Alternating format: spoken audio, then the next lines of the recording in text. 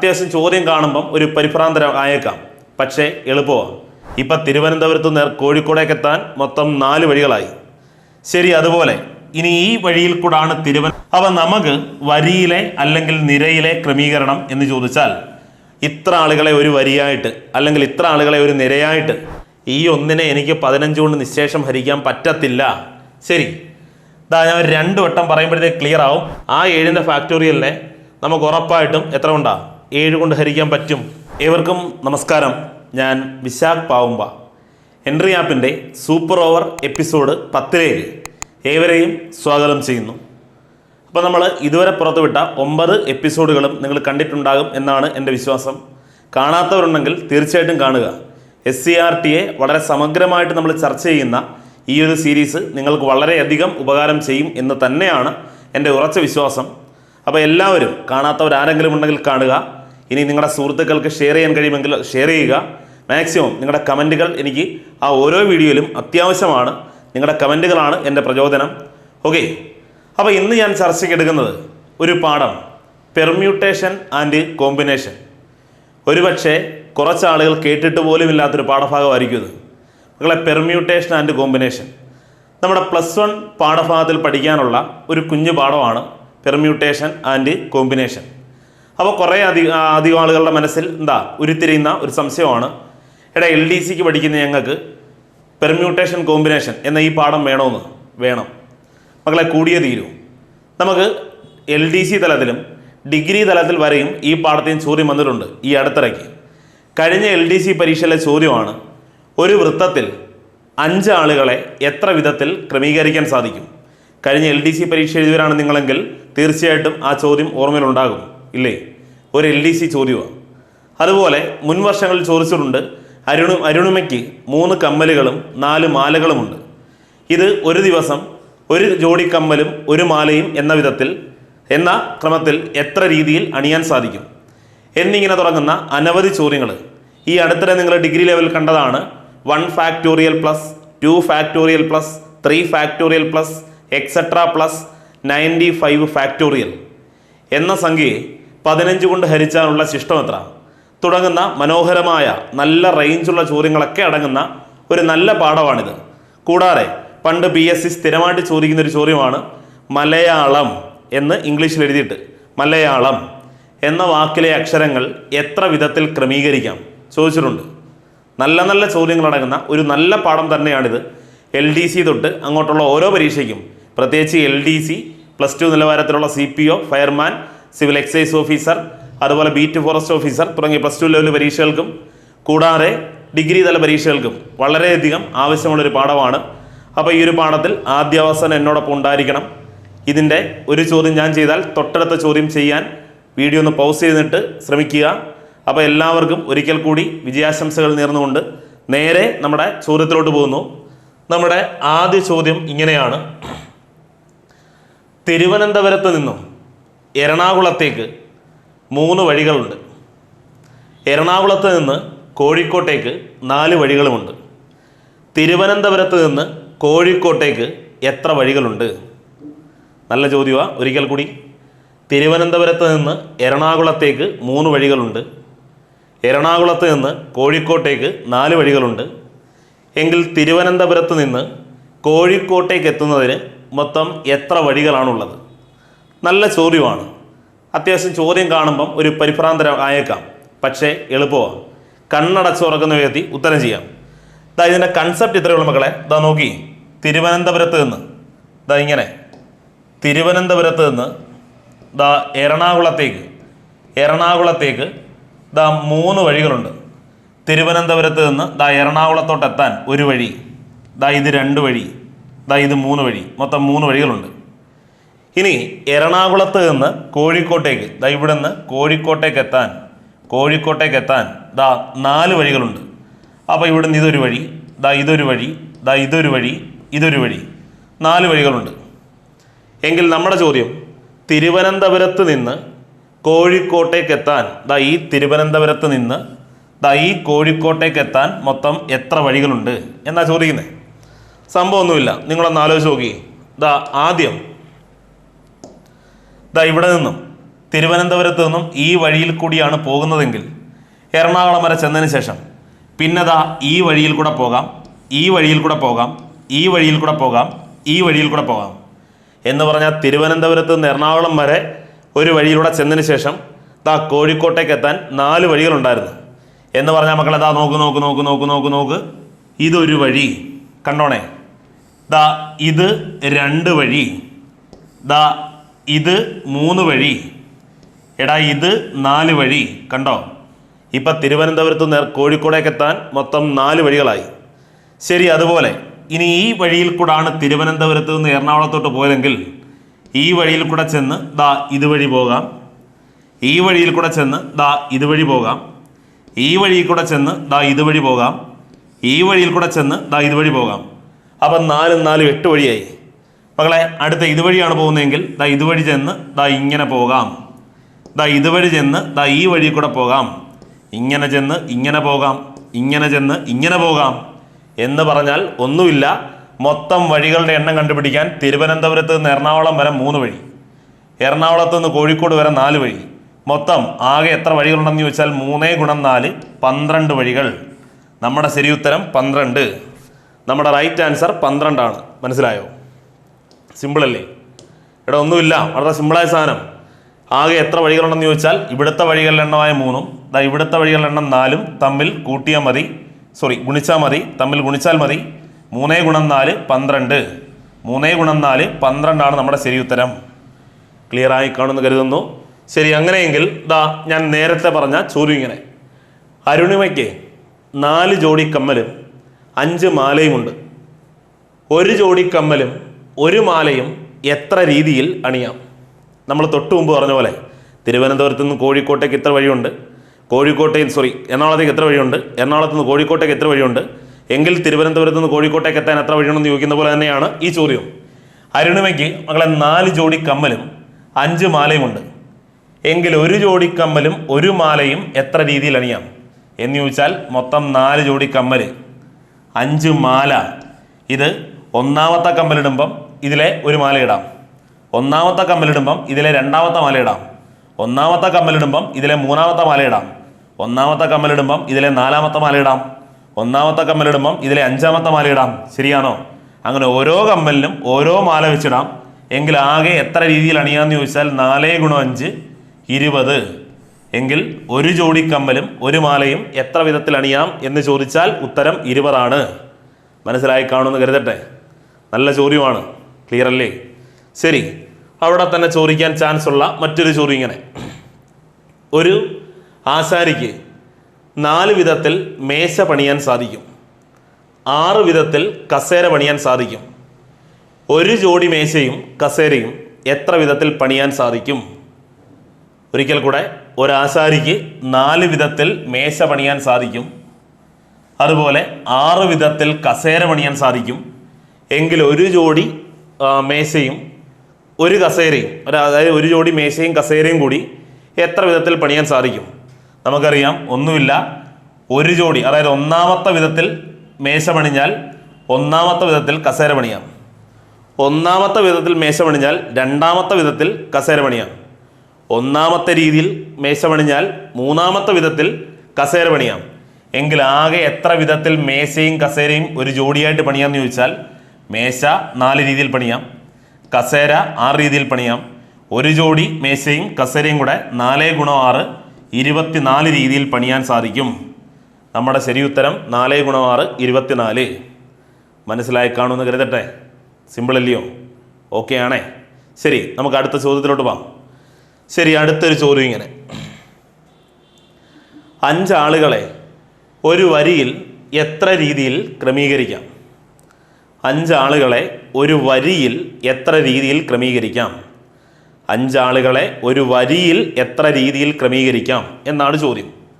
മക്കളെ, നമുക്ക് നേരത്തെ മുൻ വർഷങ്ങളിൽ LDC പരീക്ഷയിൽ ചോദിച്ചിട്ടുണ്ട് വരിയിലെ അല്ലെങ്കിൽ നിരയിലെ ക്രമീകരണം, വരിയിലെ അല്ലെങ്കിൽ നിരയിലെ ക്രമീകരണം. ശരി, വരിയിലെ അല്ലെങ്കിൽ നിരയിലെ ക്രമീകരണം എന്ന് പറഞ്ഞാൽ ദാ ഇത്രയേ ഉള്ളൂ. എടാ, ആളുകളെ വരിയായിട്ടോ നിരയായിട്ടോ എത്ര വിധത്തിൽ അല്ലെങ്കിൽ എത്ര രീതിയിൽ ക്രമീകരിച്ചിരുത്താം, അല്ലെങ്കിൽ എത്ര തവണകളിൽ അങ്ങനെ സാധിക്കും എന്ന് ചോദിച്ചാൽ നമ്മുടെ ഉത്തരം ചെയ്യുന്ന മാർഗം ഇത്രയേ ഉള്ളൂ, n ഫാക്ടോറിയൽ. മക്കളെ ഇതാ ഉത്തരം കണ്ടുപിടിക്കുന്ന മാർഗം n ഫാക്ടോറിയൽ പറ, n ഫാക്ടോറിയൽ പറ, n ഫാക്ടോറിയൽ പറ, n ഫാക്ടോറിയൽ.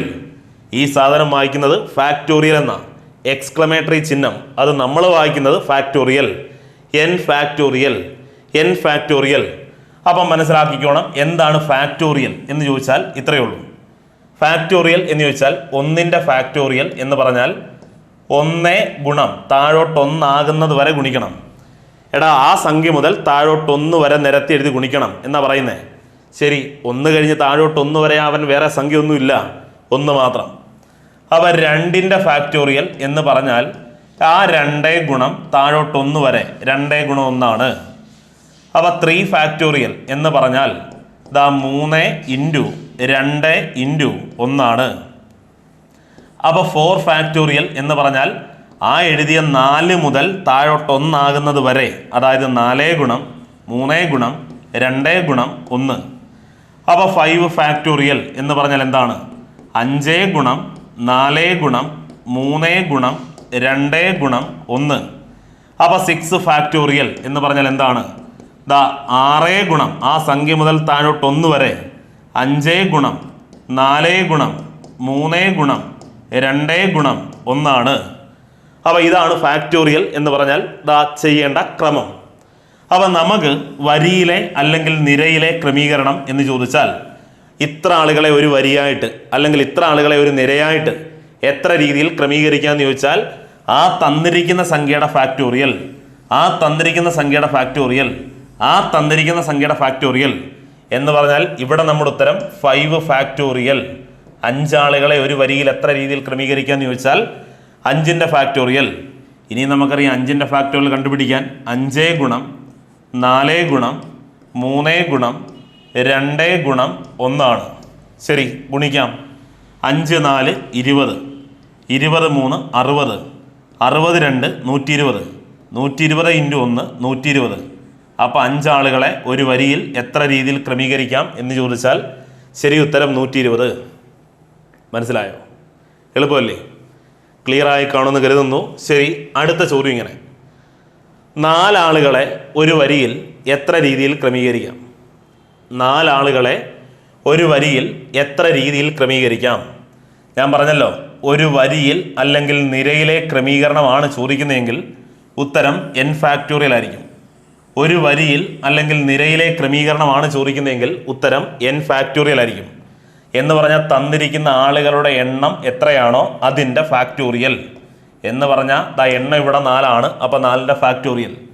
ഇനി ഫാക്ടോറിയൽ കണ്ടുപിടിക്കാൻ നമുക്കറിയാം, ആ സംഖ്യ തൊട്ട് താഴോട്ട് 1 വരെ നിരത്തി എഴുതി ഗുണിച്ചാൽ കിട്ടുന്ന ഗുണനഫലത്തെ വിളിക്കുന്ന പേരാണ് ഫാക്ടോറിയൽ. അപ്പം 4 ഗുണം പറ 3 ഗുണം 2 ഗുണം 1. 4 ഗുണം 3 12, 12 2 24, 24 ഇൻറ്റു 1 24 തന്നെ. ശരി, എങ്കിൽ ദാ 4 ആളുകളെ ഒരു വരിയിൽ എത്ര രീതിയിൽ ക്രമീകരിക്കാമെന്ന് ചോദിച്ചാൽ ഉത്തരം n ഫാക്ടോറിയൽ, അഥവാ ഇവിടെ 4ൻ്റെ ഫാക്ടോറിയൽ, ഉത്തരം 24. മനസ്സിലായോ?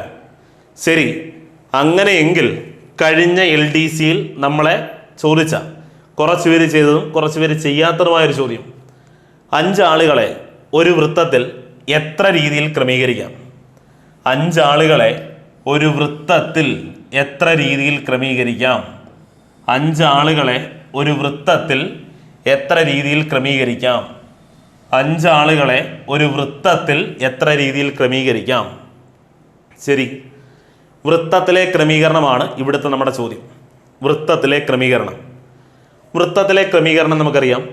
നേരത്തെ ഞാൻ പറഞ്ഞല്ലോ, വരിയായിട്ടോ നിരയായിട്ടോ ആണ് ആൾക്കാരെ ക്രമീകരിക്കേണ്ടതെങ്കിൽ, സുഹൃത്തുക്കളെ വരിയായിട്ടോ നിരയായിട്ടോ ആണ് ക്രമീകരിക്കേണ്ടതെങ്കിൽ നമുക്കറിയാം n ഫാക്ടോറിയൽ.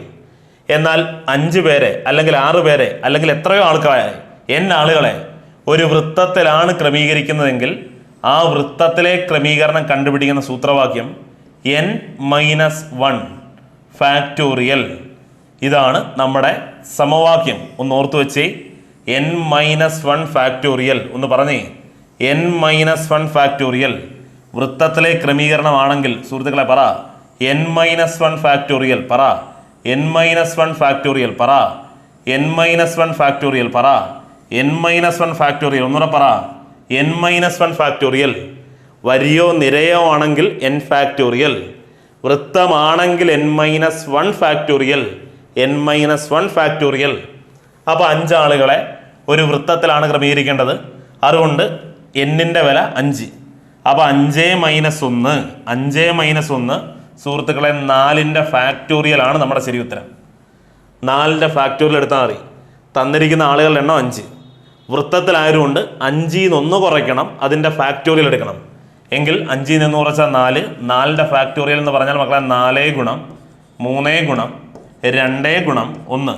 4 3 12, 12 2 24, 24 1 24 തന്നെ. 5 ആളുകളെ ഒരു വൃത്തത്തിൽ 24 രീതിയിൽ ക്രമീകരിക്കാൻ സാധിക്കും. മനസ്സിലായോ? എളുപ്പമല്ലേ? ശരി, എങ്കിൽ അടുത്ത ചോദ്യം ഇങ്ങനെ: 6 ആളുകളെ ഒരു വൃത്തത്തിൽ എത്ര രീതിയിൽ ക്രമീകരിക്കാം? 6 ആളുകളെ ഒരു വൃത്തത്തിൽ എത്ര രീതിയിൽ ക്രമീകരിക്കാം? നമുക്കറിയാം വൃത്തത്തിൽ എന്നാ പറയുന്നത്, വൃത്തത്തിലാണ്. അതുകൊണ്ട് വൃത്തത്തിലെ ക്രമീകരണം ഇങ്ങനെയാണ്: n-1 ഫാക്ടോറിയൽ. ശരിയാണോ? n-1 factorial, n-1 factorial, n-1 factorial. ശരിയാണോ? ശരി, ഇവിടെ ഇപ്പം n-ന്റെ വില 6 ആണ്. അപ്പോൾ 6-1 5. 5-ന്റെ ഫാക്ടോറിയലാണ് നമ്മുടെ ശരി ഉത്തരം. അപ്പോൾ 5-ന്റെ ഫാക്ടോറിയൽ കാണാൻ 5 മുതൽ താഴോട്ട് 1 വരെ, അതായത് 5 ഗുണം 4 ഗുണം 3 ഗുണം 2 ഗുണം 1. 5 4 20, 20 3 60, 62 120, 120 × 1 120. 6 ആളുകളെ ഒരു വൃത്തത്തിൽ 120 വിധത്തിൽ ക്രമീകരിക്കാൻ സാധിക്കും. മനസ്സിലായോ? എളുപ്പമല്ലേ? ക്ലിയർ ആയി കാണുമെന്ന് കരുതട്ടെ. അടുത്ത ചോദ്യത്തിലോട്ട് പോകാം. അടുത്ത ബോൾ എങ്ങനെയാണെന്ന് പറ. നമ്മുടെ ഡിഗ്രി തലത്തിൽ നമ്മളെ ചോദിച്ച് കുഴച്ച ചോദ്യം. അപ്പോൾ LDC കാണുന്ന കുറച്ച് ആൾക്കാർ, LDCക്ക് വേണ്ടി മാത്രം പ്രിപ്പയർ ചെയ്യുന്ന കുറച്ച് പേരുണ്ടായിരിക്കും. അവർ തോന്നും ഞങ്ങൾ ഈ ചോദ്യം കാണണമെന്ന്. LDCക്ക് വേണ്ടി മാത്രം കാണുന്നവരാണെങ്കിൽ ഒരുപക്ഷെ ഈ ചോദ്യം സ്കിപ്പ് ചെയ്യാം. എന്നാൽ +2 നിലവാരത്തിലുള്ള പരീക്ഷകൾ നിങ്ങൾക്ക് എഴുതാൻ സാധിക്കുമെങ്കിൽ തീർച്ചയായിട്ടും ഇത് കണ്ടേ മതിയാകും. മക്കളെ, +2 നിലവാരത്തിലുള്ള പരീക്ഷയിലും ഡിഗ്രി നിലവാരത്തിലുള്ള വരാൻ പോകുന്ന LSG സെക്രട്ടറി അടക്കമുള്ള പരീക്ഷയിൽ വീണ്ടും ചോദിക്കാൻ സാധ്യതയുള്ള ചോദ്യമാണ്. ഈ പാഠത്തിലെ ചോദ്യമായതുകൊണ്ട് നമ്മൾ കൊണ്ടുവന്നതാണ്. തീർച്ചയായിട്ടും കാണുക. നിങ്ങളുടെ വിലയേറിയ അഭിപ്രായങ്ങൾ ഈ ചോദ്യത്തെക്കുറിച്ച് ഉള്ളത് കമൻ്റായിട്ട് രേഖപ്പെടുത്തുക. ഈ ചോദ്യം നിങ്ങൾക്ക് എത്രത്തോളം സ്വന്തമായിട്ട് ചെയ്യാൻ സാധിച്ചു എന്നുള്ള നിങ്ങളുടെ എക്സ്പീരിയൻസും നമ്മുടെ കമൻറ്റ് ബോക്സിൽ ഉണ്ടായിരിക്കണം. അപ്പോൾ ചോദ്യം ഇങ്ങനെ: 1 factorial plus 2 factorial plus 3 factorial plus etcetera plus 95 factorial എന്ന സംഖ്യയെ 15 കൊണ്ട് ഹരിച്ചാലുള്ള ശിഷ്ടം എത്ര? 1-ന്റെ ഫാക്ടോറിയൽ പ്ലസ് 2-ന്റെ ഫാക്ടോറിയൽ പ്ലസ് 3-ന്റെ ഫാക്ടോറിയൽ പ്ലസ് എക്സെട്ര പ്ലസ് 95-ന്റെ ഫാക്ടോറിയൽ എന്ന സംഖ്യയെ 15 കൊണ്ട് ഹരിച്ചാലുള്ള ശിഷ്ടം എത്ര? ഇതാണ് കണ്ടുപിടിക്കേണ്ടത്. അപ്പോൾ ശരി, നമുക്ക് നോക്കാം. 15 കൊണ്ട് ഹരിച്ചാലുള്ള ശിഷ്ടമാണ് കണ്ടുപിടിക്കേണ്ടത്. അപ്പോൾ ഇത് യഥാർത്ഥത്തിൽ ചെയ്യുന്നത് എങ്ങനെയാണെന്ന് ചോദിച്ചാൽ, മകളെ 1-ന്റെ ഫാക്ടോറിയൽ കണ്ടുപിടിക്കണം. നമുക്കറിയാം 1-ന്റെ ഫാക്ടോറിയൽ എന്ന് പറഞ്ഞാൽ 1 തന്നെ. 2-ന്റെ ഫാക്ടോറിയൽ എന്ന് പറഞ്ഞാൽ 2 × 1. 3-ന്റെ ഫാക്ടോറിയൽ 3 × 2 × 1. അടുത്തത് 4-ന്റെ ഫാക്ടോറിയൽ 4 × 3 × 2 × 1. അടുത്ത 5-ന്റെ ഫാക്ടോറിയൽ 5 × 4 × 3 × 2 × 1. അടുത്ത 6-ന്റെ ഫാക്ടോറിയൽ 6 × 5 × 4 × 3 × 2 × 1. ശരിയാണോ? അതേപോലെ ഏറ്റവും അവസാനം കിടക്കുന്ന 95. അതിനു മുമ്പായിട്ട് 94 ഉണ്ട്, 93 ഉണ്ട്, 92 ഉണ്ട്, 90 ഉണ്ട്. അപ്പോൾ അങ്ങോട്ട് പോകുന്തോറും 95-ന്റെ ഫാക്ടോറിയൽ കണ്ടുപിടിക്കാൻ 95 × 94 × 93 × 92 × 91 × 90 × അങ്ങനെ എഴുതി 1 വരെ എഴുതണം. ആ 95-ന്റെ ഫാക്ടോറിയൽ കണ്ടുപിടിക്കാൻ തന്നെ നമുക്കൊരു ദിവസം വേണ്ടി വരും. കാര്യം ഒരുപക്ഷെ നമ്മുടെ കയ്യിലുള്ള കാൽക്കുലേറ്ററിനകത്തിൽ അത്രയും വലിയ സംഖ്യ ഗുണിക്കാൻ പറ്റത്തില്ല.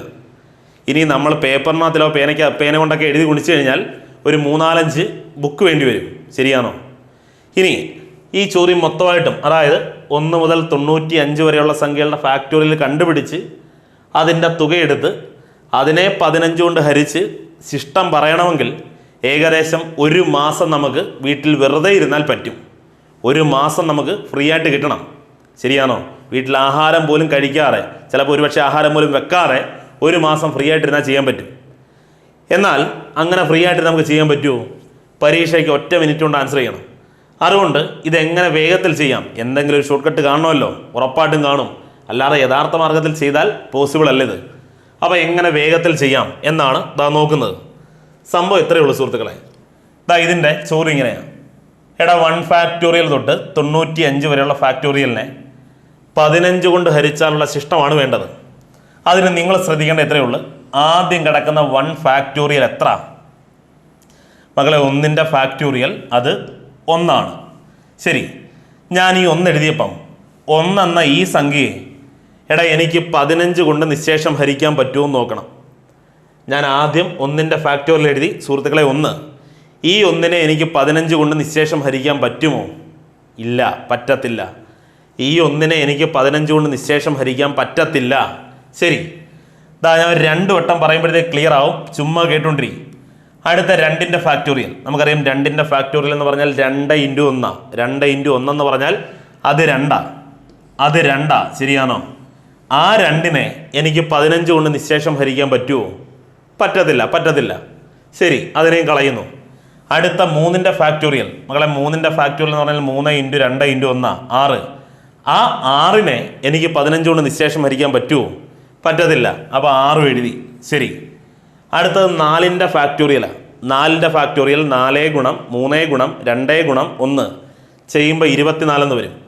മക്കളെ 24നെ എനിക്ക് 15 കൊണ്ട് നിശേഷം ഹരിക്കാൻ പറ്റുമോ? പറ്റത്തില്ല, നിശേഷം ഹരിക്കാൻ പറ്റത്തില്ല. അപ്പോൾ 24 എഴുതി. അടുത്തത് 5ൻ്റെ ഫാക്ടോറിയലാണ്. നമുക്കറിയാം 5ൻ്റെ ഫാക്ടോറിയൽ എന്ന് പറഞ്ഞാൽ 5 × 4 × 3 × 2 × 1 120 എന്ന് വരും. ആ 120നെ എനിക്ക് 15 കൊണ്ട് ഹരിക്കാൻ പറ്റുമോ? പറ്റും. 120നെ എനിക്ക് 15 കൊണ്ട് നിശേഷം ഹരിക്കാൻ പറ്റും. എങ്കിൽ ഇനി നിങ്ങൾ പേടിക്കണ്ട. കാരണം 5ൻ്റെ ഫാക്ടോറിയൽ തൊട്ട് ഇവിടം തൊട്ട് ഇനി അങ്ങോട്ട് കിടക്കുന്ന ഓരോ സംഖ്യയും നമുക്ക് 15 കൊണ്ട് ഹരിക്കാൻ പറ്റും. കാരണം 5ൻ്റെ ഫാക്ടോറിയലിനെ എനിക്ക് 15 കൊണ്ട് നിശേഷം ഹരിക്കാൻ പറ്റി. എങ്കിൽ തൊട്ടപ്പുറത്ത് കിടക്കുന്ന 6ൻ്റെ ഫാക്ടോറിയൽ എന്ന് പറഞ്ഞാൽ മക്കളെ 6 × 5 × 4 × 3 × 2 × 1 അല്ലേ? ആണ്. അതായത് 6ൻ്റെ ഫാക്ടോറിയൽ എന്ന് പറഞ്ഞാൽ 6 കഴിഞ്ഞിട്ട് ഈ കിടക്കുന്നത് മൊത്തം 5ൻ്റെ ഫാക്ടോറിയലാണ്. ശരിയാണോ? ഇനി 6ൻ്റെ ഫാക്ടോറിയൽ കഴിഞ്ഞ് തൊട്ടപ്പുറത്ത് കിടക്കുന്ന 7ൻ്റെ ഫാക്ടോറിയലാണ്. അപ്പോൾ 7ൻ്റെ ഫാക്ടോറിയൽ എന്ന് പറഞ്ഞാൽ ഇങ്ങനെയാണ്, 7 × 6 × അങ്ങനെ 1 വരെ. അപ്പോൾ അതിനകത്തിലും മക്കളെ ആരുണ്ട്? 5ൻ്റെ ഫാക്ടോറിയൽ ഉണ്ട്. ശരിയാണോ? തൊട്ടടുത്ത് കിടക്കുന്ന 8ൻ്റെ ഫാക്ടോറിയൽ എന്ന് പറഞ്ഞാൽ 8 × 7 × അങ്ങനെ തുടങ്ങും. അവിടെയും മക്കളെ ഈ 5 × 4 × 3 × 2 × 1 ഉണ്ട് എന്ന് പറഞ്ഞാൽ 5ൻ്റെ ഫാക്ടോറിയൽ ഉണ്ട്. ശരി, അപ്പുറത്ത് കിടക്കുന്ന 9ൻ്റെ ഫാക്ടോറിയലിലും അങ്ങനെ എഴുതി ഈ 95ൻ്റെ ഫാക്ടോറിയൽ എഴുതുമ്പോഴും മക്കളെ 95 ഇങ്ങനെ എഴുതി വന്നിട്ട് അവസാനം ഈ 5 × 4 × 3 × 2 × 1 ഉണ്ട്. ശരിയാണോ? എന്ന് പറഞ്ഞാൽ ഇനി അങ്ങോട്ട് കിടക്കുന്ന ഈ 5ൻ്റെ ഫാക്ടോറിയൽ തൊട്ട് അങ്ങോട്ട് കിടക്കുന്ന എല്ലാ സംഖ്യകളിലും 5ൻ്റെ ഫാക്ടോറിയൽ ഉണ്ട്. ശരിയല്ലയോ? 5ൻ്റെ ഫാക്ടോറിയൽ തൊട്ടപ്പുറത്ത് കിടക്കുന്ന 6ൻ്റെ ഫാക്ടോറിയലിനകത്തിൽ 6 × ബാക്കി 5 × 4 × 3 × 2 × 1 അത് 5ൻ്റെ ഫാക്ടോറിയലാണ്. അപ്പുറത്ത് കിടക്കുന്ന 7ൻ്റെ ഫാക്ടോറിയലിൽ 7 × 6 × കഴിഞ്ഞാൽ പിന്നെ 5 × 4 × 3 × 2 × 1. ശരിയാണോ? തൊട്ടടുത്ത 8ൻ്റെ ഫാക്ടോറിയലിലും 9ൻ്റെ ഫാക്ടോറിയലിലും 10ൻ്റെ ഫാക്ടോറിയലിലും പോയി അവസാന സംഖ്യയായ 95ൻ്റെ ഫാക്ടോറിയൽ വരെയും 5ൻ്റെ ഫാക്ടോറിയൽ ഉണ്ട്. എന്ന് പറഞ്ഞാൽ ആ കിടക്കുന്ന എല്ലാ സംഖ്യകളെയും, ഇവിടുന്ന് അങ്ങോട്ട് കിടക്കുന്ന എല്ലാ സംഖ്യകളെയും നമുക്ക് നമ്മുടെ 15 കൊണ്ട് നിശേഷം ഹരിക്കാം. 15 കൊണ്ട് നിശേഷം ഹരിക്കാം. അപ്പോൾ 15 കൊണ്ട് അങ്ങോട്ട് കിടക്കുന്ന എല്ലാ പേരെയും നിശേഷം ഹരിക്കാൻ പറ്റും. എന്ന് പറഞ്ഞാൽ ഇവിടുന്ന് അങ്ങോട്ട് ഹരിക്കുന്ന എല്ലാ പേരെയും ഹരിച്ചാൽ ശിഷ്ടം 0 0 0 0 0 വന്നുകൊണ്ടിരിക്കും. മക്കളെ ഇവിടുന്ന് അങ്ങോട്ട് ഹരിക്കാൻ പറ്റും. 15 കൊണ്ട് നിശേഷം ഹരിക്കാം എന്ന് പറഞ്ഞാൽ ഇവിടുന്ന് അങ്ങോട്ട് കിടക്കുന്ന എല്ലാ സംഖ്യകളെയും ഹരിച്ചാൽ 0 ശിഷ്ടം വരത്തുള്ളൂ. അപ്പം ശിഷ്ടം 0 വരാത്തതിന് കാരണം ഇവർ 4 പേരാ. ഇവരെ നമുക്ക് 15 കൊണ്ട് നിശേഷം ഹരിക്കാൻ പറ്റിയില്ല. എങ്കിൽ ഈ വലിയ സംഖ്യയെ 15 കൊണ്ട് ഹരിച്ചാലുള്ള ശിഷ്ടം എത്ര എന്ന് കണ്ടുപിടിക്കാൻ ഇവരെ കൂട്ടിയിട്ട്, അതായത് ഇവരുടെ തുക എടുത്തിട്ട് അതിനെ 15 കൊണ്ട് ഹരിച്ചാൽ ശിഷ്ടം എത്ര വരും എന്ന് കണ്ടുപിടിച്ചാൽ മാത്രം മതി. മനസ്സിലായോ? ശരി, എങ്കിൽ 24 ആരോടെ കൂട്ടിയ 30, 30 2 32 1 33 എങ്കിൽ ദാ ഇതിൻ്റെ തുകയെ കാര്യം അങ്ങോട്ട് കിടക്കുന്ന ഇവിടം തൊട്ട് അങ്ങോട്ട് കിടക്കുന്ന എല്ലാ പേരെയും നമുക്ക് 15 കൊണ്ട് ഹരിക്കാം. എങ്കിൽ 15 കൊണ്ട് ഹരിക്കാൻ പറ്റാതെ പോയത് ഇത്രയും പേരേ ഉള്ളൂ, ഇത്രയും പേരെ മാത്രം. എങ്കിൽ അവരുടെ തുകയെ നമ്മുടെ 15 കൊണ്ട് ഹരിച്ചാൽ എത്ര കിട്ടുന്നോ അതാണ് ഈ വലിയ സംഖ്യയെ 15 കൊണ്ട് ഹരിച്ചാൽ കിട്ടുന്ന ശിഷ്ടം. ശരി, നമുക്കറിയാം 15 2 തവണ 30, ശിഷ്ടം 3 മതി, പണി കഴിഞ്ഞ്. അതായത് നമ്മുടെ ആൻസർ 3. എങ്കിൽ ഈ വലിയ സംഖ്യയെ 15 കൊണ്ട് ഹരിച്ചാലുള്ള ശിഷ്ടം എത്ര എന്ന് ചോദിച്ചാൽ ഉത്തരം 3. ഇത്ര സിമ്പിളാണ് കാര്യം, ഇത്ര സിമ്പിളാണ്. ഞാൻ പറഞ്ഞ കാര്യം ഒരിക്കൽ കൂടെ പറയാം മക്കളെ, ഒന്നുകൂടെ പറയാം, നിങ്ങൾ ചുമ്മാ കേട്ടു. ദാ എന്നിട്ട് എഴുതിയാൽ മതി, എന്നിട്ട് അടുത്ത ചോദ്യങ്ങൾ എൻ്റെ കൂടെ പിടിക്കണം. ശരി, ആദ്യം കിടക്കുന്ന 1ൻ്റെ ഫാക്ടോറിയൽ, ആ 1ൻ്റെ ഫാക്ടോറിയലിനെ 15 കൊണ്ട് ഹരിക്കാൻ പറ്റുമോ? എഴുതുന്ന ഓരോ സംഖ്യയും നിങ്ങൾ ആലോചിച്ച് എഴുതണം. എടാ ഇതിനെ 15 കൊണ്ട് പറ്റുമോ, ഇതിനെ 15 കൊണ്ട് പറ്റുമോ, ഇതിനെ 15 കൊണ്ട് പറ്റുമോ, ഇതിനെ 15 കൊണ്ട് പറ്റുമോ എന്ന് നോക്കി നോക്കി നോക്കിപ്പോയാൽ നമുക്ക് എവിടെ പറ്റുന്നോ അവിടെ തൊട്ട് പിന്നെ അങ്ങോട്ട് വേണ്ട കാര്യം. പിന്നെ അങ്ങോട്ട് കിടക്കുന്ന എല്ലാ പേരെയും നമ്മുടെ ആ സംഖ്യ കൊണ്ട് നിശേഷം ഹരിക്കാൻ പറ്റുന്നതായിരിക്കും. മനസ്സിലായോ? ശരി, എങ്കിൽ ആദ്യം 1ൻ്റെ ഫാക്ടോറിയൽ സുഹൃത്തുക്കളെ 1, അതിനെ 15 കൊണ്ട് നിശേഷം ഹരിക്കാൻ പറ്റത്തില്ല. അടുത്ത 2ൻ്റെ ഫാക്ടോറിയൽ നമുക്കറിയാം 2 × 1 2, അതിനെയും 15 കൊണ്ട് നിശേഷം ഹരിക്കാൻ പറ്റത്തില്ല. അടുത്ത 3ൻ്റെ ഫാക്ടോറിയൽ 3 × 2 × 1 6, അതിനെയും 15 കൊണ്ട് നിശേഷം ഹരിക്കാൻ പറ്റത്തില്ല. അടുത്ത 4ൻ്റെ ഫാക്ടോറിയൽ 4 × 3 × 2 × 1 24, അതിനെയും 15 കൊണ്ട് നിശേഷം ഹരിക്കാൻ പറ്റത്തില്ല. തൊട്ടടുത്തത് 5ൻ്റെ ഫാക്ടോറിയലാണ് 5 × 4 × 3 × 2 × 1 120, അതിനെ 15 കൊണ്ട് നിശേഷം ഹരിക്കാൻ പറ്റും. എങ്കിൽ ഇനി നമ്മൾ പേടിക്കണ്ട, ഇനി അങ്ങോട്ടുള്ളവന്മാരെ എടുക്കുകയും വേണ്ട, ഇനി അങ്ങോട്ടുള്ള ഒരുത്തനെ പോലും എടുക്കണ്ട. കാര്യം ഇനി അങ്ങോട്ട് കിടക്കുന്ന എല്ലാ പേരെയും നമുക്ക് 15 കൊണ്ട് കൃത്യമായിട്ടും നിശേഷം ഹരിക്കാൻ പറ്റും. മനസ്സിലായോ? ശരി, എങ്കിൽ നിശേഷം ഹരിക്കാൻ പറ്റാതെ പോയത് ഇവരെയാണ്. എങ്കിൽ ഇവരുടെ തുകയെ 15 കൊണ്ട് ഹരിച്ചാൽ കിട്ടുന്ന ശിഷ്ടം എത്രയാണോ അതാണ് ഈ വലിയ സംഖ്യയും 15 കൊണ്ട് ഹരിച്ചാൽ കിട്ടുന്ന ശിഷ്ടം. ദാ ഇവരുടെ തുക 33 വരും. എങ്കിൽ 33നെ 15 കൊണ്ട് ഹരിച്ചാൽ 2 15, ദാ 2 15 30, ശിഷ്ടം 3. എങ്കിൽ നമ്മുടെ ശരി ഉത്തരം 3 ആണ്. മനസ്സിലായി കാണും എന്ന് കരുതുന്നു. നമുക്കപ്പോൾ ഇത്തരം ഒരു 2-3 ചോദ്യങ്ങൾ നോക്കിയാലോ? വാ.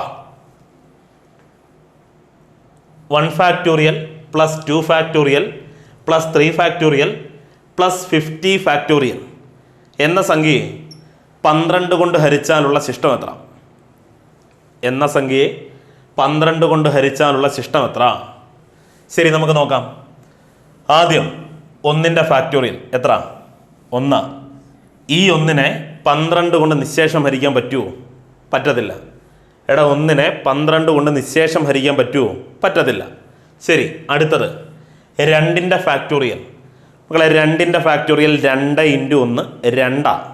ആ 2നെ 12 കൊണ്ട് നിശേഷം ഹരിക്കാൻ പറ്റുമോ? നിങ്ങൾ ഓരോ സംഖ്യ എഴുതുമ്പോഴും പറ്റുമോ പറ്റുമോ പറ്റുമോ പറ്റുമോ എന്ന് മനസ്സിൽ പറഞ്ഞെഴുത്. 2ൻ്റെ ഫാക്ടോറിയൽ 2. 2നെ 12 കൊണ്ട് നിശേഷം ഹരിക്കാൻ പറ്റുമോ? പറ്റത്തില്ല. അപ്പോൾ 2 എഴുതി. അടുത്തത് 3ൻ്റെ ഫാക്ടോറിയൽ 3 × 2 × 1 3 × 2 6 6 × 1 6 തന്നെ. അപ്പം 6നെ 12 കൊണ്ട് 6നെ 12 കൊണ്ട് നിശേഷം ഹരിക്കാൻ പറ്റുമോ? പറ്റത്തില്ല. അപ്പോൾ അതാ 6 വരും. ശരിയാണോ? തൊട്ടടുത്തത് 4ൻ്റെ ഫാക്ടോറിയലാണ് 4 × 3 × 2 × 1 4 3 12 12 2 24 24 × 1 24. ആ 24നെ 12 കൊണ്ട് നിശേഷം ഹരിക്കാൻ പറ്റുമോ? പറ്റും. ആ 24നെ 12 കൊണ്ട് നിശേഷം ഹരിക്കാൻ പറ്റും. എങ്കിൽ ഇനി നിങ്ങളൊന്നും ചെയ്യണ്ട, അങ്ങോട്ടുള്ളവന്മാരെ നോക്കേ വേണ്ട, മൈൻഡ് ചെയ്യണ്ട. കാര്യം എന്താ? എടാ 4ൻ്റെ ഫാക്ടോറിയലിനെ 12 കൊണ്ട് ഹരിക്കാൻ പറ്റിയെങ്കിൽ തൊട്ടടുത്ത 5ൻ്റെ ഫാക്ടോറിയലിലും 4ൻ്റെ ഫാക്ടോറിയൽ വരും. ശരിയാണോ? അവസാനം 4 × 3 × 2 × 1 വരും. അപ്പോൾ ഇനി അങ്ങോട്ട് കിടക്കുന്ന 50ൻ്റെ ഫാക്ടോറിയൽ വരെയും അവസാനത്തെ 4 പേരായിരിക്കും? 4 × 3 × 2 × 1. ശരിയാണോ? എന്ന് പറഞ്ഞാൽ ഇനി അങ്ങോട്ട് കിടക്കുന്ന 4ൻ്റെ ഫാക്ടോറിയൽ തൊട്ട് അങ്ങോട്ട് കിടക്കുന്നവരെ മൈൻഡ് ചെയ്യണ്ട. അവിടെ കിടക്കുന്ന എല്ലാ പേരെയും നമ്മുടെ 12 കൊണ്ട് നിശേഷം ഹരിക്കാൻ പറ്റും. എങ്കിൽ 12 കൊണ്ട് നിശേഷം ഹരിക്കാൻ പറ്റാതെ പോയ ഈ 3 പേരേ ഉള്ളൂ. ഇവരുടെ തുകയെ 12 കൊണ്ട് ഹരിച്ചാൽ എന്ത് കിട്ടുന്നു അതാണ് നമ്മുടെ ശിഷ്ടം. 6 × 2 8 1 9. ശരി, എങ്കിൽ 9നെ 12 കൊണ്ട് ഹരിച്ചാലുള്ള ശിഷ്ടമാണ് നമുക്ക് വേണ്ടത്. അപ്പോൾ 9നെ 12 കൊണ്ട് ഹരിക്കാം. ഇത് കുറച്ചധികം ആൾക്കാർ ചെയ്യുന്ന എങ്ങനെ അറിയും? മകൾ എപ്പോഴും ഒരു പോയിന്റ് കൊടുക്കും.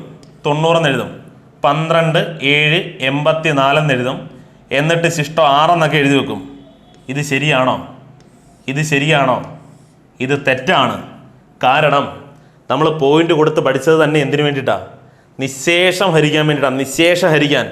എടാ, നിശേഷം ഹരിക്കാൻ വേണ്ടിയിട്ടാണ് നമ്മൾ പണ്ട് പോയിന്റ് കൊടുത്ത് പഠിച്ചത്. എടാ, ഇവിടെ പോയിന്റ് അല്ല നമുക്ക് വേണ്ടത്, ഇവിടെ നമുക്ക് ശിഷ്ടമാണ് വേണ്ടത്. നിശേഷം ഹരിക്കുക എന്നല്ല നമ്മുടെ അർത്ഥം, നമുക്ക് ശിഷ്ടമാണ് വേണ്ടത്. അപ്പോൾ ശിഷ്ടം വേണമെങ്കിൽ നിങ്ങളൊന്ന് ആലോചിച്ച് നോക്ക്. എടാ, 12 കൊണ്ട് 9നെ ഹരിക്കുക. അപ്പോൾ ഈ 9നെ 12 കൊണ്ട് ഹരിക്കാൻ പറ്റുമോ? പറ്റത്തില്ല. കാരണം 12 കൊണ്ടൊരു സംഖ്യയെ ഹരിക്കണമെങ്കിൽ ഏറ്റവും ചുരുങ്ങിയത് ഇവിടെ 12 വരണ്ടേ? മക്കളെ, നിങ്ങൾ ആലോചിച്ച് നോക്കി. 12 കൊണ്ടൊരു സംഖ്യയെ ഹരിക്കണമെങ്കിൽ മിനിമം ഏറ്റവും ചുരുങ്ങിയത് ആ സംഖ്യ 12 വരണം. 12 വരണം. ഇവിടെ 9 ഉള്ളു.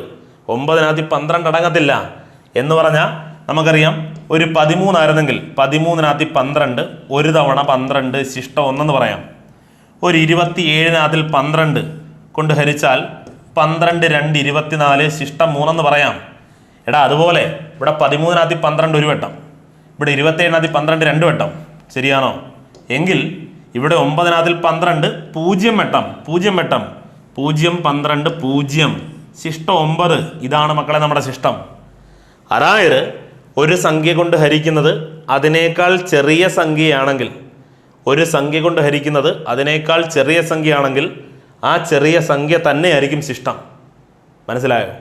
എടാ, അതായത് മിനിമം 12 കൊണ്ടൊരു സംഖ്യ ഹരിക്കണമെങ്കിൽ ഏറ്റവും ചുരുങ്ങിയത് 12 ഉണ്ടായിരിക്കണം. ഏറ്റവും ചുരുങ്ങിയത് 12 ഉണ്ടായിരിക്കണം.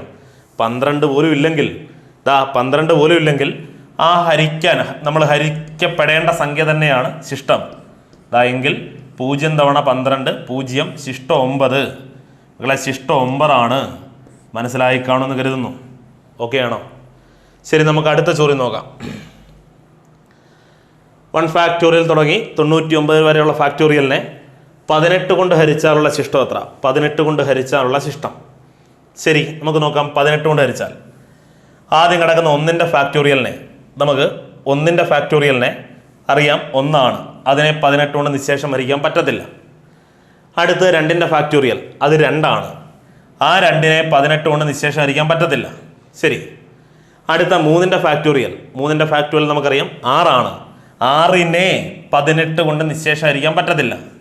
ശരി, അടുത്ത് 4ന്റെ ഫാക്ടോറിയൽ, 4ന്റെ ഫാക്ടോറിയൽ എന്ന് പറഞ്ഞാൽ 24 ആണ്. 24നെ 18 കൊണ്ട് നിശേഷം ഹരിക്കാൻ പറ്റത്തില്ല. അപ്പോൾ 24 എടുക്കണം. അടുത്തത് 5ന്റെ ഫാക്ടോറിയൽ, 5ന്റെ ഫാക്ടോറിയൽ എന്ന് പറഞ്ഞാൽ 120 ആണ്. 120നെ 18 കൊണ്ട് നിശേഷം ഹരിക്കാൻ പറ്റത്തില്ല. മക്കളെ, 120നെയും 18 കൊണ്ട് നിശേഷം ഹരിക്കാൻ പറ്റത്തില്ല. ശരിയാണോ? ശരി, അടുത്തത് 6ന്റെ ഫാക്ടോറിയലാണ്. 6ന്റെ ഫാക്ടോറിയൽ എന്ന് പറഞ്ഞാൽ 6 ഗുണം 5 ഗുണം 4 ഗുണം 3 ഗുണം 2 ഗുണം 1 എന്ന് വരും. അതായത് 720 എന്ന് വരും. 720നെ നിങ്ങൾ നോക്ക്. 720നെ 18 കൊണ്ട് നിശേഷം ഹരിക്കാൻ പറ്റുമോ നോക്ക്. നോക്കാം. 18-നകത്ത് 18 ഒരു വട്ടം, 72-നകത്ത് 18 4 വട്ടം, ഒരു 0 ഉണ്ട്, അതോടെ എഴുതിയാൽ 40. ഹരിക്കാൻ പറ്റി, പൂർണ്ണമായിട്ടും ഹരിക്കാൻ പറ്റി. ശിഷ്ടം ഒന്നും തന്നെ വന്നില്ല. അപ്പോൾ മനസ്സിലായി. അടുത്ത കിടക്കുന്ന 6ന്റെ ഫാക്ടോറിയലിനെ നമുക്ക് 18 കൊണ്ട് നിശേഷം ഹരിക്കാം. 6ന്റെ ഫാക്ടോറിയലിനെ 18 കൊണ്ട് നിശേഷം ഹരിക്കാം. എങ്കിൽ ഇനി അങ്ങോട്ട് കിടക്കുന്ന ഒരു ഫാക്ടോറിയൽ നോക്കണ്ട.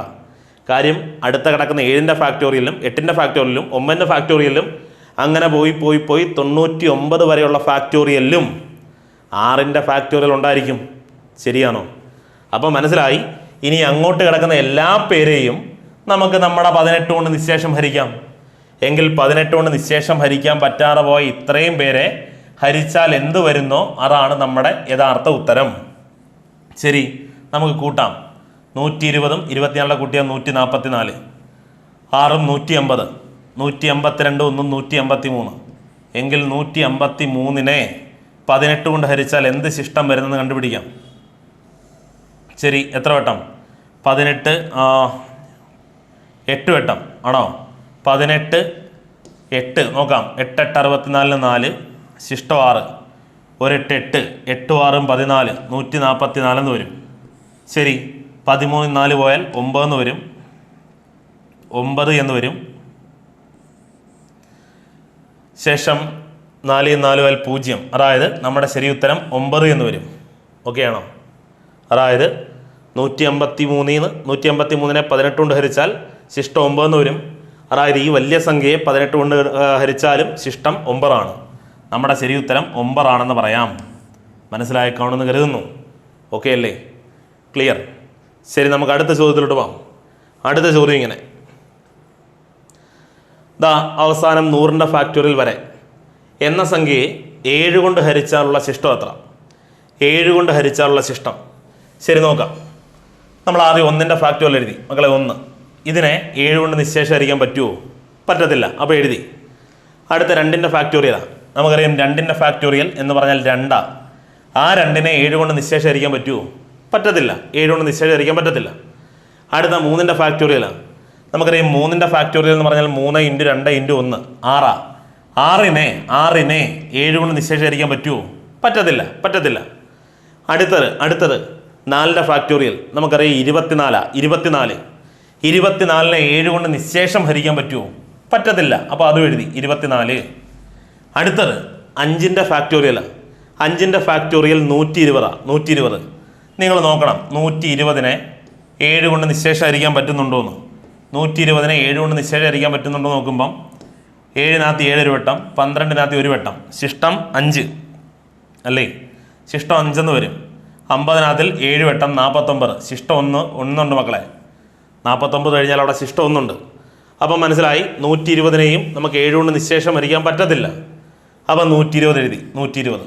ഓക്കെ, 120. അപ്പോൾ അടുത്ത 6ൻ്റെ ഫാക്ടോറിയലാണ്. 6ൻ്റെ ഫാക്ടോറിയൽ നമുക്കറിയാം. 6ൻ്റെ ഫാക്ടോറിയൽ എന്ന് പറഞ്ഞാൽ 720. 6 ഗുണം 5 ഗുണം 4 ഗുണം 3 ഗുണം 2 ഗുണം 1 ചെയ്ത് നോക്കണം. 720 വരും. മക്കളെ 720നെ 7 കൊണ്ട് നിശേഷീകരിക്കാൻ പറ്റുമോ നോക്ക്. 720നെ 7 കൊണ്ട് നിശേഷീകരിക്കാൻ പറ്റുമോ? 1 7 7 0 2 താത്തെഴുതി അടങ്ങുന്നില്ല. അതുകൊണ്ട് മുകളിലൊരു 0 കൊടുത്ത് 20-നകത്ത് 7 2 14 ശിഷ്ടം 6 എന്ന് വരും. അപ്പോൾ മനസ്സിലായി 720നെ 7 കൊണ്ട് നിശേഷീകരിക്കാൻ പറ്റത്തില്ല. ശിഷ്ടം വരുന്നുണ്ട്. 720നെ 7 കൊണ്ട് നിശേഷീകരിക്കാൻ പറ്റത്തില്ല. അപ്പോൾ 720 എടുത്ത്. ഓക്കെ, അടുത്തത് മക്കളെ 7ൻ്റെ ഫാക്ടോറിയലാണ്. 7ൻ്റെ ഫാക്ടോറിയൽ കുറച്ച് പേര് 7ൻ്റെ ഫാക്ടോറിയലും കണ്ടുപിടിക്കും. 7 ഗുണം 6 ഗുണം 5 ഗുണം 4 ഗുണം 3 ഗുണം 2 ഗുണം 1 അങ്ങ് ചെയ്യണോ? വേണ്ട. കാരണം എടാ 7ൻ്റെ ഫാക്ടോറിയൽ എന്ന് കിടക്കുന്നത് തന്നെ 7 ഗുണം അങ്ങനെ പോയി 1 വരെ ഇല്ലയോ എന്ന് പറഞ്ഞാൽ 7 ഗുണം എന്ന് കിടന്നാൽ തന്നെ മനസ്സിലാക്ക് ഇതൊരു 7ൻ്റെ ഗുണിതമാണെന്ന്. എടാ തൊട്ടടുത്ത സംഖ്യ 7 ഗുണം എന്ന് പറഞ്ഞാൽ തുടങ്ങുന്നേ. 7 ഗുണം എന്ന് പറഞ്ഞ് കിടന്നാൽ അതൊരു 7ൻ്റെ ഗുണിതമല്ലേ? ആണ്. അപ്പോൾ 7ൻ്റെ ഗുണിതമായ തൊട്ടടുത്ത സംഖ്യയെ നമുക്ക് 7 കൊണ്ട് ഹരിക്കാൻ പറ്റും. ശരിയല്ലയോ? എടാ 7ൻ്റെ ഫാക്ടോറിയലിനെ ആ പേര് അന്വർത്ഥമാകണമെങ്കിൽ ഏറ്റവും ചുരുങ്ങിയത് 7 കൊണ്ടെങ്കിലും ഹരിക്കാൻ പറ്റണം. ശരിയല്ലയോ? എടാ 7ൻ്റെ ഫാക്ടോറിയലിനെ 7 കൊണ്ട് ഹരിക്കാൻ പറ്റണം. അല്ലെങ്കിൽ ആ പേര് തന്നെ അന്വർത്ഥമാകാതിരിക്കും. ഈ മരം കൊത്തി പോയി റോഡ് കൊത്തിക്കഴിഞ്ഞാൽ അതിൻ്റെ പേര് നശിച്ചു പോകുമെന്ന് പറയുന്ന പോലെയാണ് മരം തന്നെ കൊത്തുന്നത്. അതുപോലെ 7ൻ്റെ ഫാക്ടോറിയലിനെ 7 കൊണ്ട് ഹരിക്കാൻ പറ്റിയില്ലെങ്കിൽ നാണക്കേടാ. പറ്റണം, ഉറപ്പായിട്ടും പറ്റും. 7ൻ്റെ ഫാക്ടോറിയലിനെ 7 കൊണ്ട് ഹരിക്കാൻ പറ്റും. കാരണം നിങ്ങൾ ആലോചിച്ച് നോക്ക്, 7ൻ്റെ ഫാക്ടോറിയൽ നിന്ന് കിടക്കുന്നത് തന്നെ 7 ഗുണം 6 ഗുണം ബാക്കിയുള്ള സംഖ്യ വിട്ടേരെ. അപ്പോൾ ബാക്കി അത്രയും പേരെന്ന് പറഞ്ഞാൽ 7 കൊണ്ട് ഗുണിച്ചിരിക്കുമോ എന്ന് പറഞ്ഞാൽ 7ൻ്റെ ഗുണിതമാണ് 7ൻ്റെ ഫാക്ടോറിയൽ. 7ൻ്റെ ഒരു ഗുണിതമാണല്ലോ 7ൻ്റെ ഫാക്ടോറിയൽ. ശരി, ആ 7ൻ്റെ ഫാക്ടോറിയലിനെ നമുക്ക് ഉറപ്പായിട്ടും എത്ര കൊണ്ടാ 7 കൊണ്ട് ഹരിക്കാൻ പറ്റും. ശരി, ഇനി അങ്ങനെ ബുദ്ധിമുട്ടായവർ, സംശയമുള്ളവർ, നിങ്ങൾ 7ൻ്റെ ഫാക്ടോറിയൽ കണ്ടുപിടിച്ച് നോക്ക്. 5040 എന്ന് വരും. 5040 അതിനെ 7 കൊണ്ട് ഹരിച്ച് നോക്ക്. അപ്പോഴും 7 കൊണ്ട് നിശേഷീകരിക്കാൻ പറ്റത്തില്ല. പറ്റും. 7 കൊണ്ട് നിശേഷീകരിക്കാൻ പറ്റും. 5040നെ 7 കൊണ്ട് നിശേഷീകരിക്കാൻ പറ്റും. അതുകൊണ്ട് പിന്നീട് നമ്മൾ അങ്ങോട്ടുള്ളവരെ കുറിച്ച് ഓർത്ത് വേവലാതിപ്പെടേണ്ട, പരിഭ്രമിക്കേണ്ട. കാര്യം ഇനി അങ്ങോട്ട് കിടക്കുന്ന എല്ലാ പേരെയും 7 കൊണ്ട് ഹരിക്കാം. ശരി, അപ്പോൾ 7 കൊണ്ട് നിശേഷം ഹരിക്കാൻ പറ്റാതെ പോയത് ദാ ഇത്രയും പേരെയാണ്. എങ്കിൽ ഇവരുടെ തുകയെ 7 കൊണ്ട് ഹരിച്ചാൽ കിട്ടുന്നതാണ് നമ്മുടെ ശിഷ്ടം. ശരിയാണോ? 1 തൊട്ട് 120 വരെ കൂട്ടിയാൽ 153 വരെ നമ്മൾ നേരത്തെ കണ്ടുപിടിക്കുക. അപ്പോൾ 720നോടൊപ്പം 153 കൂടെ കൂട്ടിയാൽ മതി. ശരി, 3 5 2 7 873 വരും. എങ്കിൽ 873 ദാ 873 7 കൊണ്ട് ഹരിച്ചാലുള്ള ശിഷ്ടം കണ്ടുപിടിച്ചാൽ മതി. 1 7 ശിഷ്ടം 1 17 7 2 14 ശിഷ്ടം 3 33 7 4 28 ശിഷ്ടം 5. അതായത് നമ്മുടെ ശരി ഉത്തരവും 5 തന്നെ. ദാ ഈ കിടക്കുന്ന സംഖ്യയെ 7 കൊണ്ട് ഹരിച്ചാൽ ലഭിക്കുന്ന ശിഷ്ടം 5 ആണ്. മനസ്സിലായി കാണുമെന്ന് കരുതുന്നു. ക്ലിയർ അല്ലേ? നല്ല ചോദ്യമാണ്. ഓക്കെ, ശരി, നമുക്ക് അടുത്തൊരു ചോദ്യത്തോടു കൂടി സൂപ്പർ ഓവറിൻ്റെ 10ാമത്തെ എപ്പിസോഡ് അവസാനിപ്പിക്കാം. അപ്പോൾ നമ്മൾ 6 ക്വസ്റ്റ്യന് പകരം 12 ക്വസ്റ്റ്യനാണ് ചെയ്തത്. അപ്പോൾ 2 സൂപ്പർ ഓവർ ഉണ്ടെന്ന് കരുതും. ഇത്തവണ നമ്മൾ 2 ഓവറാണ് എറിഞ്ഞത്. ഈ ഓവറിൽ ഏതെല്ലാം ബോളുകൾ നിങ്ങൾക്ക് എങ്ങനെയൊക്കെ തോന്നി എന്ന് കൃത്യമായിട്ട് കമൻറ്റ് ചെയ്യുക. ഓരോ ബാറ്റർക്കും ഉണ്ടായ അനുഭവങ്ങൾ കൂടി കമൻറ്റ് ചെയ്താൽ തീർച്ചയായിട്ടും നമുക്ക് വീണ്ടും കൂടുതൽ നല്ല ക്വസ്റ്റ്യൻസുമായിട്ട് വരാൻ സാധിക്കും. അപ്പോൾ ഇങ്ങനെയാണ് മക്കളെ 0 ഫാക്ടോറിയൽ ഈക്വൽ ടു ഡാഷ്. ഒന്നുമില്ല. 0 ഫാക്ടോറിയൽ എന്ന് പറഞ്ഞാൽ അതിൻ്റെ ഉത്തരം എപ്പോഴും 1 ആണ്. കാണാതെ പഠിച്ചു വെച്ചാൽ 0 ഫാക്ടോറിയൽ എന്ന് പറഞ്ഞാൽ സുഹൃത്തുക്കളെ 1 ആണ്. 0 ഫാക്ടോറിയൽ എന്ന് പറഞ്ഞാൽ അതിൻ്റെ ഉത്തരം 1 ആണ്. 0 ഫാക്ടോറിയൽ എന്ന് പറഞ്ഞാൽ അതിൻ്റെ ഉത്തരം 1 ആണ്. 0 ഫാക്ടോറിയൽ എന്ന് പറഞ്ഞാൽ സുഹൃത്തുക്കളെ അതിൻ്റെ ഉത്തരം 1 ആണ്. 0 ഫാക്ടോറിയൽ എന്ന് പറഞ്ഞാൽ മകളെ 1 തന്നെയാണ് ഉത്തരം. ഓക്കെ, മനസ്സിലായിട്ടുണ്ടാകുമെന്ന് കരുതുന്നു. അപ്പോൾ ഇന്നത്തെ നമ്മുടെ ഓരോ ബോളുകളും നിങ്ങൾക്ക് എങ്ങനെ തോന്നി എന്നുള്ളത് വിശദമായിട്ട് നിങ്ങളുടെ കാര്യങ്ങൾ കമൻറ്റുകളായിട്ട് ചെയ്താൽ അത്രത്തോളം സന്തോഷം. നിങ്ങളുടെ എല്ലാവരുടെയും കമൻറ്റുകൾ കാണുന്നുണ്ട്. എല്ലാവർക്കും ഒരു നല്ല ദിനം കൂടി ആശംസിച്ചുകൊണ്ട് വിജയാശംസകൾ നേർന്നുകൊണ്ട് വരുന്ന എല്ലാ പരീക്ഷകളിലും പറയുന്ന എല്ലാ പാഠങ്ങളും ഉപകരിക്കട്ടെ, നിങ്ങളുടെ മനസ്സിൽ പഠിച്ച എല്ലാ കാര്യങ്ങളും എഴുതാൻ സാധിക്കട്ടെ എന്ന് പ്രാർത്ഥിച്ചുകൊണ്ട് പ്രത്യാശിച്ചുകൊണ്ട് തൽക്കാലം വിട പറയുന്നു. നമുക്ക് അടുത്ത എപ്പിസോഡിൽ കാണുന്നവരെ ബൈ ഫ്രം വിശാഖ് പാവുമ്പ.